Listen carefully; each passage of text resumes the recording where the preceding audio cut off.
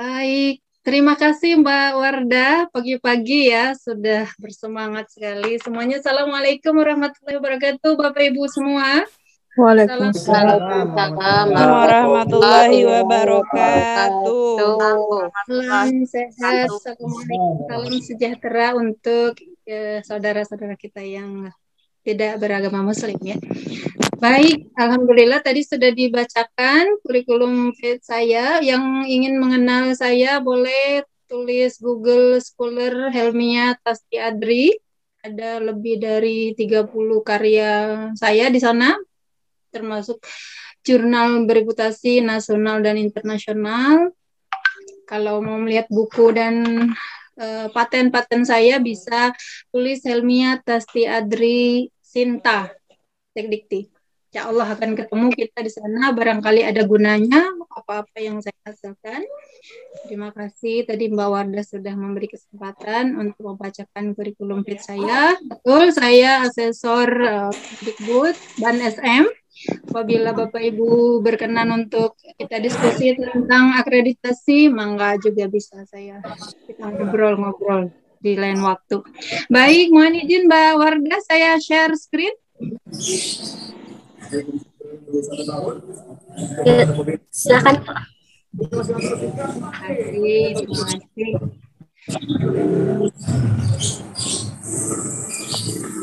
Apakah sebentar kayaknya masih muter. Apakah sudah terlihat Mbak? Ini ya share saya. Sudah terlihat. Iya, baik. Sudah terlihat. Sebentar ini di layar saya terus-menerus ada yang minta di-admit ya. Agak tertutup dengan saya layar. Baik, Bapak Ibu di atas slide saya ini ada, jika ingin berkenalan kita, mari, saya suka berkenalan gitu. Saya suka juga bersosial media. Ada Facebook saya Helmia Tasti Adri, ada Instagram saya Helmia_Tasti_Adri, ada email saya juga helmia_suarjono@gmail.com. Mari kita ngobrol, mari kita berkenalan lebih jauh.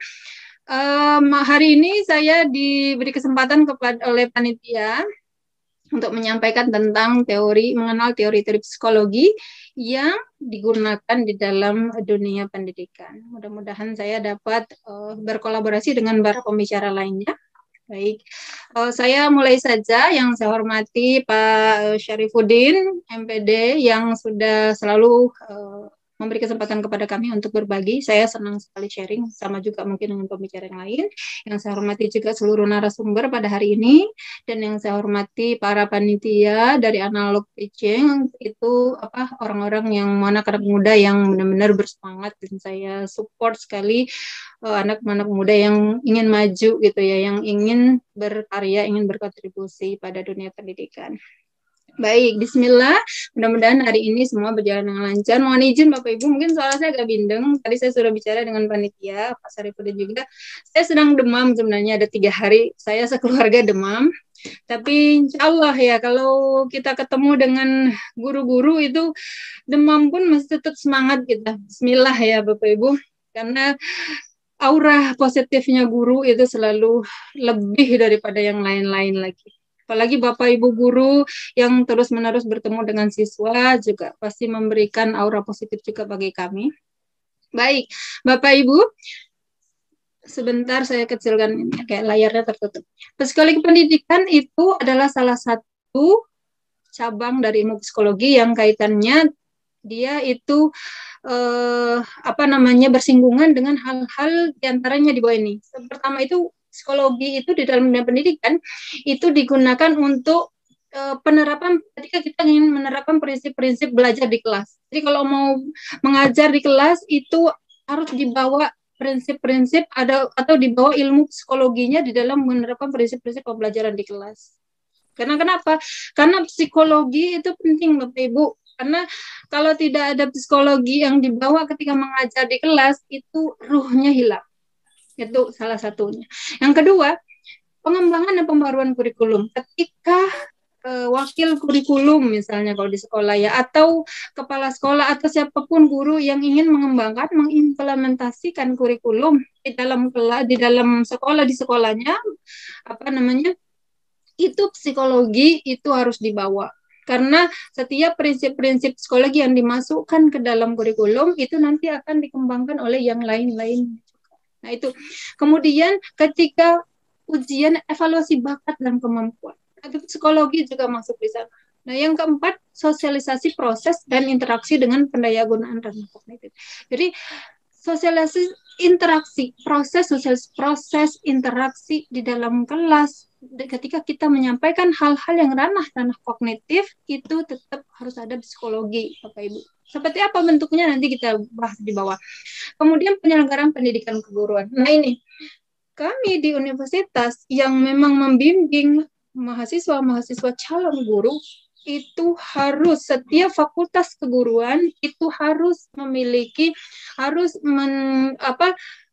mengajarkan psikologi bagi semua calon guru. Karena kenapa? Ketika dia nanti akan membawa ilmu yang dia pelajari di university ke dalam sekolah-sekolahnya, ke menghadapi siswa-siswanya, psikologi itu sudah tertanam. Psikologi itu apa, Bapak Ibu? Akar dari karakter.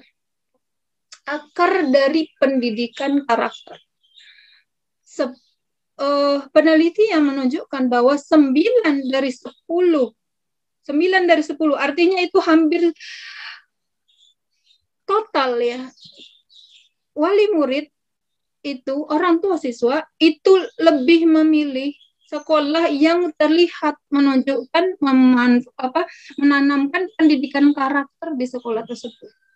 Kalau ketahuan ada pelecehan seksual di satu sekolah, kalau ketahuan ada banyak pencurian di satu sekolah, ada banyak karakter-karakter yang tercabut dari satu sekolah, dengan otomatis orang tua murid akan kabur, akan hilang dari sekolah itu, akan lari. Nah, itu kenapa pentingnya seorang calon guru itu dibekali dengan psikologi. Betapa banyak kalau tidak ada psikologi, karakter yang dibangun oleh seorang guru juga kurang. Kenapa? Karena ketika karakter itu tidak ada, marahnya lebih dulu daripada pemahaman. Emosinya lebih dulu daripada pengetahuan. Mumut di rumah, ribut sama suami, ribut sama anak, anak marah, uang nggak ada. Kalau dia psikologinya masuk, karakternya masuk, nyampe di sekolah paling nangis, guru. Nangis, tersenyum meskipun hatinya sakit.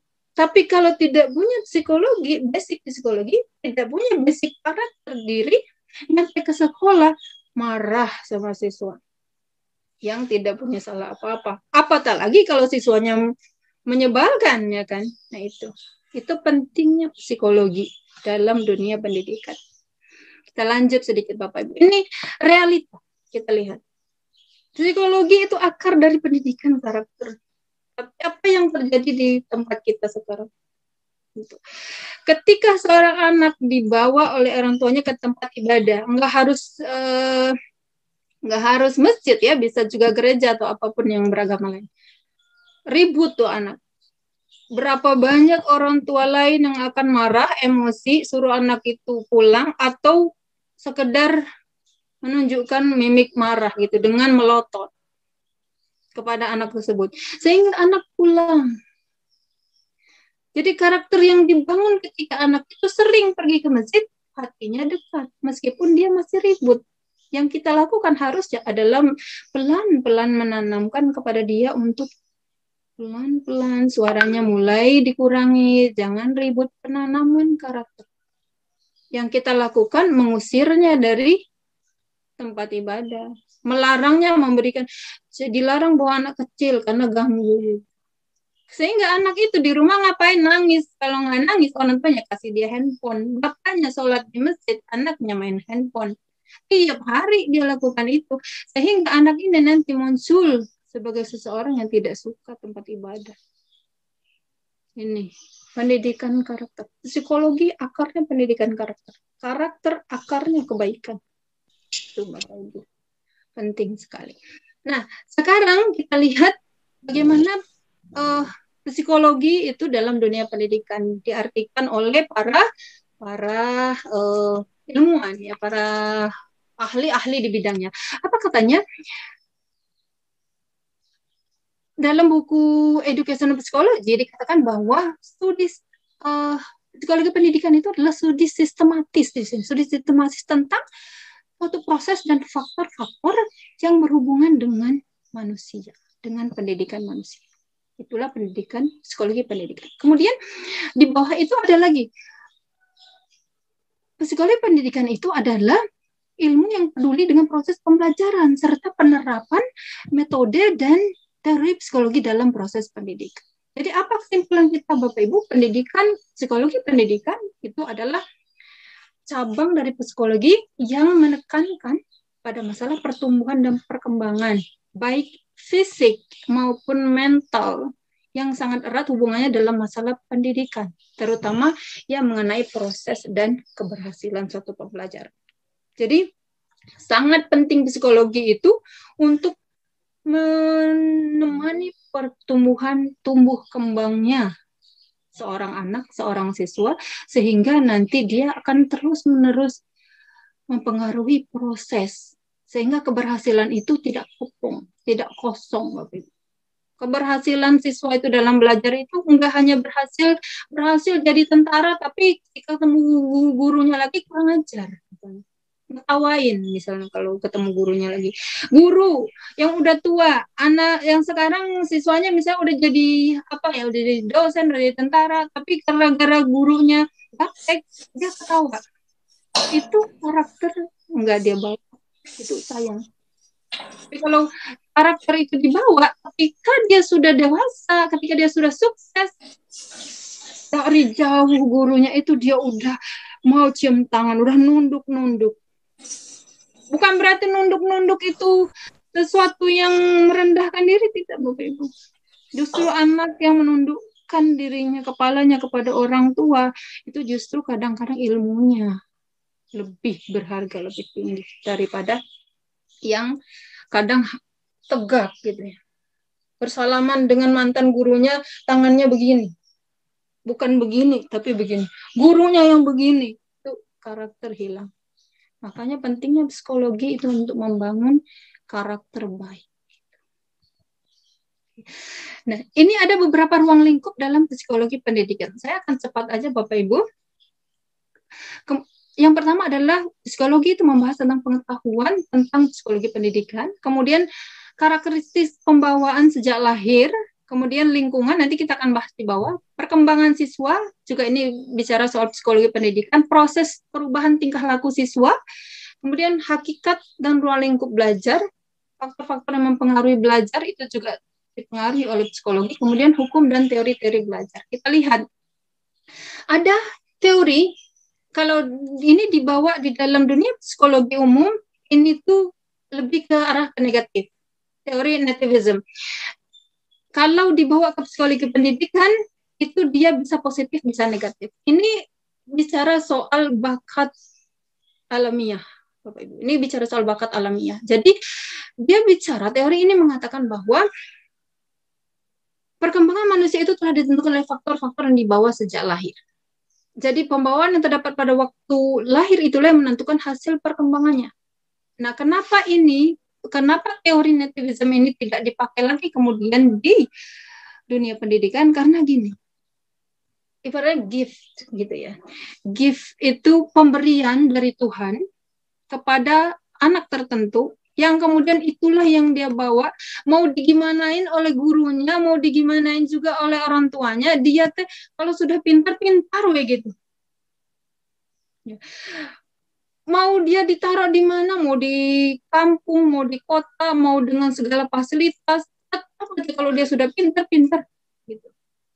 Ada anak yang seperti itu. Tapi kenapa teori ini tidak relatif lagi sekarang, tidak relevan? Karena tidak bisa dipakai untuk semua orang. Ada memang anak-anak tertentu yang diberikan spesial oleh Tuhan, oleh Allah Subhanahu wa Ta'ala, dalam keyakinan kita sebagai Muslim. Dia sudah diberikan seperti itu. Karenanya, kenapa ini tetap saya bahas meskipun ini tidak terlalu dipakai di dunia pendidikan psikologi ini? Karena kadangkala guru itu salah memahami. Sayang, semua siswa digeneralisir. Ada anak yang dia memang sudah pinter, mau gimana juga kita baru sampai sini, dia baru sampai sini, sehingga dia terlihat kurang ajar sama guru. Nah, guru jadi emosi kalau enggak. Padahal kalau kita kembalikan kepada teori nativism, harusnya kita menghargai dia, sayang sama dia gitu. Wah, kamu nih pinter banget nak gitu. Hanya saja mungkin attitude-nya kamu harus begini sayang, begini ya nak gitu.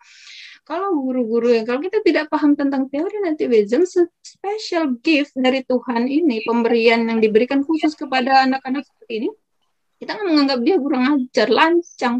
Ini anak pinter tapi lancang. Ya udah saya nggak mau attitude-nya begitu, saya kasih dia nilai 5 atau 6 gitu. Sayang, rugi. Pelan-pelan lebih baik kita bicarakan sama orang tuanya, ajak dia ngobrol, kamu pinter luar biasa, akhlakmu yang mungkin itu. Ini anak-anak tertentu, tapi tidak bisa dibawa kepada generalisir kepada seluruh anak gitu. Karena hanya anak-anak tertentu aja kan ada di TV-TV juga ada, YouTube juga ada anak yang mau kayak gimana ya, dia lebih pintar daripada kalkulator, cara ngitungnya itu kalkulator belum selesai dia udah selesai ngitungnya gitu. Tapi tidak banyak kayak gitu. 1 atau 2 saja. Nah, ini tetap kita bawa Bapak Ibu, karena ketika ada ketemu anak yang special gift seperti ini, maka teori nativism bisa kita bawa gitu. Mau di gimana pun dia tetap pintar, dia udah pintar gitu dari pembawaan lahirnya. Hanya saja ini tidak semua yang memiliki. Bahkan barangkali kalau skala 1 banding 1000 misalnya. Ibu guru ngajar 10 tahun. Baru kali ini saya ngelihat kamu anak yang lancang begini gitu. Padahal pintar banget, ini rugi banget. Ya, memang dia special gift Bapak Ibu. 10 tahun Ibu ngajar baru ketemu dia sekali gitu satu. Nah, kadang-kala sayang sekali kalau kita baca banyak pemberitaan, banyak sekali anak-anak yang masuk penjara, gunain narkoba, segala macam itu. Anak-anak yang sebetulnya ketika sekolahnya pinter gitu awal-awalnya. Tapi tidak tahu cara menanganinya, tidak kita tangani dengan benar, sehingga dia berontak gitu. Karena dianggap nakal terus, mengganggu terus di kelas gitu. Padahal sebetulnya kalau kita arahkan bakat dan minatnya, itu yang harusnya kita arahkan supaya dia berkembang. Seperti itu. Kita lanjut dulu. Nah, ada banyak ya teori yang digunakan, teori psikologi digunakan dalam dunia pendidikan. Tapi ada beberapa yang paling populer dia, yang paling populer di banyak buku yang biasa kita ajarkan juga di university kepada mahasiswa Fakultas Keguruan. Yang pertama teori behavior, ada teori kognitif, ada teori humanis, dan ada teori konstruktivism. Pasti ini mah berulang-ulang terus ya. Tapi nanti untuk teori kognitif saya tidak akan terlalu panjang karena nanti ada Ibu Muawiyah nanti yang akan lebih spesifik ke teori Piaget ya nanti. Oke, mari kita lihat Bapak Ibu. Kita lihat dengan teori behavior. Teori behavior ini merupakan teori belajar yang penekanannya pada, kalau kita ingat, adalah perubahan tingkah laku akibat daripada stimulus dan respon. Ada aksi, ada tanggapan. Ada aksi, ada tanggapan. Gitu. Jadi, bagaimana? Ketika dikasih reward, semangat dong gitu. Misalnya, oke, sekarang semuanya Ibu tanya ya, kalau di kelas. Pertanyaan pertama. Siapa yang pertama kali bla bla bla gitu. Nggak ada respon. Ya kan? Nggak ada respon. Nggak tahu Bu gitu. Tapi ya udah yang bisa jawab nanti, yang bisa jawab Ibu akan nanya nih, yang bisa jawab nanti akan dikasih bintang, akan dikasih permen, nanti juga akan Ibu kasih nilai stimulus. Wah, responnya, saya Bu gitu. Itu stimulus dan respon yang dimaksud dengan teori behavior di dalam kelas ya. Saya contohnya di dalam kelas karena ada pembicara kita yang berikutnya nanti ada psikologi ya, melihat dari psikologi umum. Nah, ini teori behavior ini dicetuskan oleh siapa? Oleh Gagne. Ya. Robert Gagne. Ya, Gagne ini menyampaikan tentang teori tentang stimulus dan respon. Jadi Bapak Ibu kalau mau semangat siswanya, maka harus ada yang mensimultan, yang membuat dia menjadi semangat. Bapak Ibu harus kasih dia apa gitu. Makanya disitulah dipentingkan adanya reward and punishment gitu. Jadi ada stimulus sehingga ada respon gitu. Ada perangsang sehingga responnya bersemangat seperti itu. Nah, bagaimana kemudian sebentar ini nggak jalan. Ya. Bagaimana kemudian implementasinya? Salah satu contohnya, mohon maaf ini kegeser. Salah satu contohnya di sini lihat. Seekor dog ya, seekor anjing ketika dia dikasih makanan, daging lah atau apalah ini, istilahnya makanan anjing gitu ya. Dia berselera tuh, bersemangat, pengen makan. Oh, gitu. Ya. Liur-liurnya menetes. Ketika dikasih lonceng, itu tidak ada respon sama sekali. Karena itu bukan yang dia sukai. Hari berikutnya, hari ketiga, dikasih lonceng ini bersamaan dengan makanan. Nah, ketika ini berkali-kali dilakukan, maka pada hari-hari selanjutnya dia akan merasa bahwa ketika ada lonceng, dia pun sudah selera. Nah, ini adalah stimulus and respon yang dimaksud oleh di dalam teori behavior Jagonya. Jadi jangan sekali, tapi ini nggak relevan Bapak Ibu, makanya hati-hati sekali guru gini. Di awal-awal pembelajaran itu karena masih ada dana dari misalnya dari bos atau apapun lah itu untuk digunakan sebagai reward, itu dibeliin semua di awal-awal Bapak Ibu. Itu makanya penting manajemen ya. Dibeliin semua di awal-awal. Jadi awal semester itu penuh dengan hadiah. Baru seminggu 2 minggu nih ya. Minggu-minggu berikutnya itu udah nggak ada lagi. Nah, itu mengecewakan bagi siswa, hilang tuh kan. Pertama-tamanya ada reward, ada botol minum lah, ada permen lah, apa segala macam tuh penuh tuh ya kan. 1 minggu 2 minggu doang pertama masuk. Berikutnya setelah bulan-bulan berikutnya udah nggak ada lagi semuanya tuh. Ya, bahkan bintang pun udah nggak ada lagi karena gurunya udah capek. Jangan Bapak Ibu, konsistensi itu penting. Karena setelah konsistensi itu pemahaman. Kalau memang dana tidak mencukupi, di awal itu dana itu cuma misalnya berapa, cukup untuk 1 minggu atau 2 minggu saja, maka hadiah itu alihkan kepada yang kecil saja. Bintang-bintang aja dari awal. Bintangnya dimacem-macemin supaya dia bersemangat. Gitu. Jangan di awal-awal ada bintang, ada permen, ada botol, di tengah-tengah udah mulai tinggal bintang, dia akhir malah nggak ada apa-apa lagi semuanya. Jangan. Berapa banyak saya masuk ke kelas-kelas mengantar mahasiswa magang, di awal-awal pembelajaran tahun ajaran baru itu kelas rame, heboh.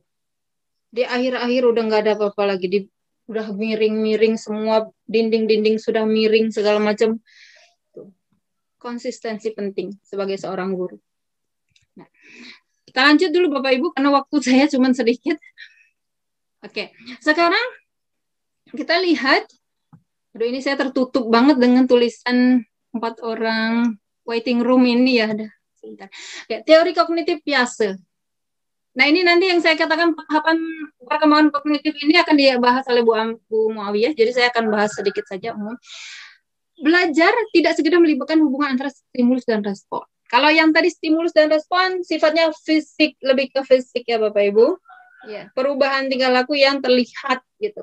Nah, bagaimana kita tingkatkan sedikit? Psikologi itu menyatakan bahwa perlu adanya peningkatan gitu. Lebih daripada sekedar stimulus dan respon, hal-hal yang terlihat, tapi perubahan itu penting juga, lebih mendalam ketika ada melibatkan proses berpikir yang kompleks. Ya, proses lebih penting daripada hasil. Jadi bagaimana implementasinya? Kenapa sekarang sangat digandrungi ketika akreditasi itu diperlukan, kayak apakah pembelajaran itu terjadi PJBL, Project Based Learning, atau PBL, Problem Based Learning gitu. Karena kenapa? Karena ini untuk membangun teori kognitif. bahwa lebih penting lagi. Tadi stimulus dan respon itu penting untuk melihat perubahan secara fisik. Tapi di atas itu semua, mari naikkan sedikit Bapak Ibu guru. Kelas 1, 2 mungkin oke, stimulus respon itu lebih banyak porsinya. Kelas 1, 2, 3. 3, 4 naikkan sedikit ke level kognitif. Ajak dia berpikir dulu sebelum kita jejali dengan ilmu. Biarkan dia berpikir dulu. Oke, menyelesaikan masalah gitu. Berpikir. Proses berpikir. Otak dia menangkap sesuatu. Apa yang dia dapatkan itu hasil daripada proses berpikir. Gitu. Kita lihat. Oke. Nah, ini adalah biasa stage of cognitive development. Bagaimana mengembangkan, merancang, pemikiran siswa atau anak itu. Mulai dari awal anak tidak akan mikir apa-apa, hanya segera minum aja misalnya. Hanya minum saja misalnya. Ada air dikasih, minum saja. Beranjak sedikit dia umur 5 tahun, dia mulai mikir, oh, air itu menyegarkan. Kok enak kalau di sini, kalau haus dia butuh air. Kalau masih bayi cuma nangis doang Bapak Ibu. Tapi kalau udah mulai 5 tahun tuh mau minum mau air. Meningkat dikit sedikit, dia umur 10 tahun sudah mulai mikir, udah mulai main tuh ibu-ibu, mulai oh iya air ini tuh dibolak-balik air menimbulkan busa, air ini oh ini air manis, air yang enggak manis, oh ini air kenapa ya kalau setengah ini dibuang masih kok yang sebelah ini kosong, kenapa kalau air itu ditumpahkan dia jatuh ke bawah. Semakin berpikir semakin oh air itu mengalir, baru kemudian dia tahu di dalam kelas itu bahwa oh air itu mengalir dari tempat tinggi ke tempat yang rendah. Jangan dikasih tahu dulu air itu mengalir dari tempat tinggi ke tempat rendah, anak kita buktikan. Nah, itu yang biasa kita lakukan ya kan? Yang biasa dilakukan itu. Seharusnya dibalik. Perlihatkan dulu, praktikan, tanyakan kepada mereka, apa sih sebenarnya kira-kira air ini kenapa dia begini, kenapa kok dia ngalir dari tempat yang tinggi ke tempat rendah ya Bu gitu. Nah iya anak-anak itu salah satu ciri udah cair gitu. Bukan dikasih tahu dulu konsepnya kemudian baru kita praktikkan, bukan itu. Kita lanjut dulu sedikit. Nah selanjutnya adalah teori humanis. Teori humanis yang menekankan kualitas manusia ini adalah kehendak bebas. Ini teori psikologi yang digunakan dalam dunia pendidikan untuk mengakomodir siswa untuk mengembangkan potensi dirinya semaksimal mungkin.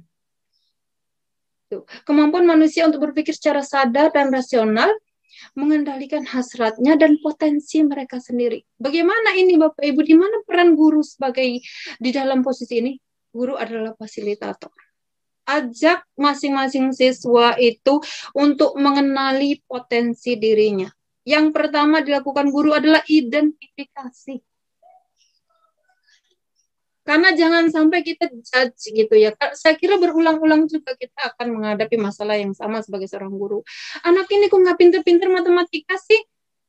Padahal sayang banget loh prestasinya. Dia ini penyanyi tingkat nasional loh, malah menang tingkat nasional. Ya iya Bapak Ibu, otaknya yang sebelah mana gitu.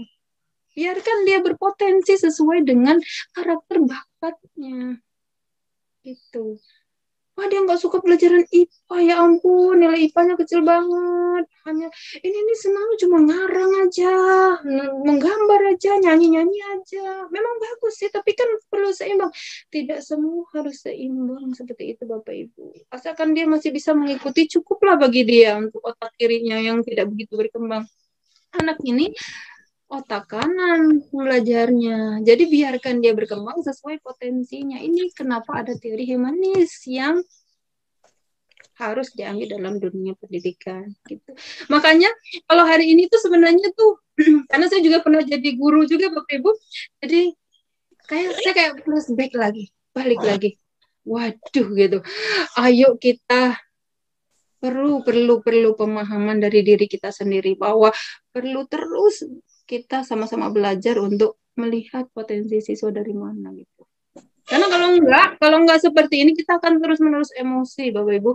Karakter siswa tuh luar biasa banyak sekali. Saya pernah menjadi guru dan saya lihat, aduh, beban kerja guru itu berat sekali. Bapak Ibu kalau nggak berbahagia, sudahlah ya, habis kita di dalam kelas ya.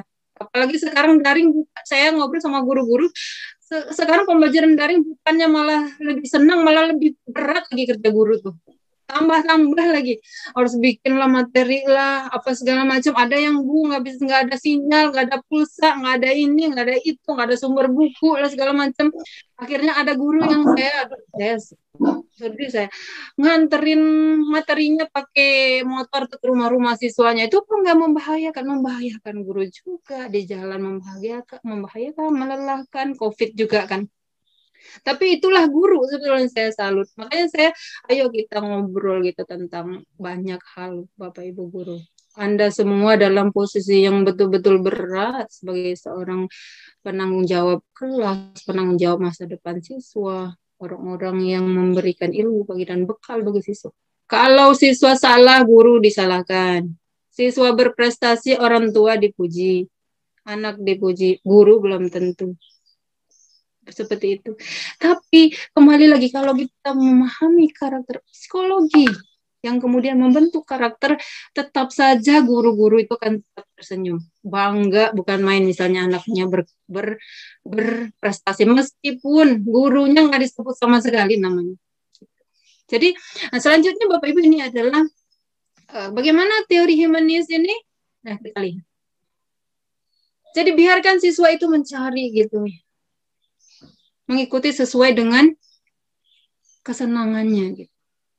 Sehingga guru hanya memfasilitasi, ayo nak, kamu suka yang mana, kamu suka nggak ini pelajarannya, nggak terlalu suka Bu, oke, kamu sukanya apa gitu, ngobrol gitu. Oke, mungkin waktu saya terus berjalan ya Bapak Ibu, sedikit lagi. Selanjutnya ada teori konstruktivisme. Konstruktivisme itu teori membangun pengetahuan, pastinya Bapak Ibu sudah tahu semua. Bicara tentang proses pembelajaran diawali dengan terjadinya konflik kognitif yang hanya diatasi dengan pengetahuan diri, dan pada akhirnya ketika dia mengikuti proses pembelajaran, dia membangun pengetahuan. Kenapa kok mirip dengan teori Piaget tadi yang tentang sebelum ini tadi yang kognitif? Ya, karena memang akarnya daripada teori konstruktivisme membangun pengetahuan itu adalah akarnya adalah teori kognitif. Ini adalah pengembangan dari teori kognitif. Jadi ketika melibatkan pemikiran, maka sebetulnya sebaiknya agar lebih bermakna satu pembelajaran, biarkan dia berpikir dan membangun pengetahuannya terlebih dahulu, Bapak Ibu, sebelum kemudian kita yang membetulkan jika pengetahuannya kurang tepat. Tapi jika sudah benar, maka guru tugasnya hanya menguatkan. Betul sekali, tepat sekali. Nah, contohnya coba kamu bisa Bu, ini. Oh iya, luar biasa. Kamu sudah luar biasa, tanamkan itu pengetahuan itu pada diri kamu, itu sudah benar, sudah tepat. Nanti kalau misalnya udah ujian, kamu jawab seperti itu, 100% kamu akan benar jawab. Kalau sudah tepat. Kalau kurang tepat, oh iya, ini sudah bagus sekali pengetahuan kamu, tapi sedikit kita ubah di sini ya. Bagaimana kalau begini, sesuai dengan apa yang kita praktekkan tadi. Begitu saja, Pak Ibu. Nih, saya kira. Nah, ini ada prinsip-prinsip. Mbak Wardah, saya diingatkan ya kalau waktunya sudah habis. Saya kira itu sudah mau dijelaskan. Saya hanya tinggal beberapa slide lagi. Prinsip-prinsip konstruktivisme. Yang pertama, itu pengetahuan dibangun oleh siswa sendiri. Siswa sendiri, Bapak Ibu, yang membangun pengetahuannya. Itu cara yang terbaik dalam belajar. Tapi bagaimana Bu? Nggak bisa nih kalau sifatnya mendesak itu mau ujian. Ya nggak apa-apa, Bapak Ibu, jangan pakai teori ini kalau misalnya mau ujian gitu misalnya. Kan makanya ada banyak teori dalam psikologi yang dipakai dalam dunia pendidikan. Karena kenapa? Untuk menyesuaikan situasi. Kemudian pengetahuan tidak dipindahkan dari guru secara langsung kepada siswa, tapi dari pengalaman yang dia pindah. dia pindahkan ke otaknya, kemudian guru menjadi fasilitator, mendengarkan dan membetulkan jika itu belum begitu tepat. Siswa aktif mengkonstruksi secara terus-menerus. Kemudian guru berperan membantu menyediakan sarana gitu. Ajak siswanya kemana atau siapkan alat-alatnya. Kemudian agar proses konstruksi siswa, pengetahuan siswa itu berjalan dengan mulus. Nah ini contohnya. Biarkan siswa berdiskusi gitu. Biarkan siswa mengeluarkan semua unek-unek pendapat dan segala macamnya. Jangan dipotong, jangan diceramahin mulu. Gini gitu. Dikasih tahu yang pengetahuannya begitu. Akhirnya guru-guru, akhirnya siswa itu cuma ngecatat ataupun menerima ceramah kita. Biarkan mereka berdiskusi, mengeluarkan pendapat, atau kemudian biarkan mereka melakukan praktikum, kita menjadi pengawas dan sebagainya. Oke, itu Bapak Ibu mungkin sebentar.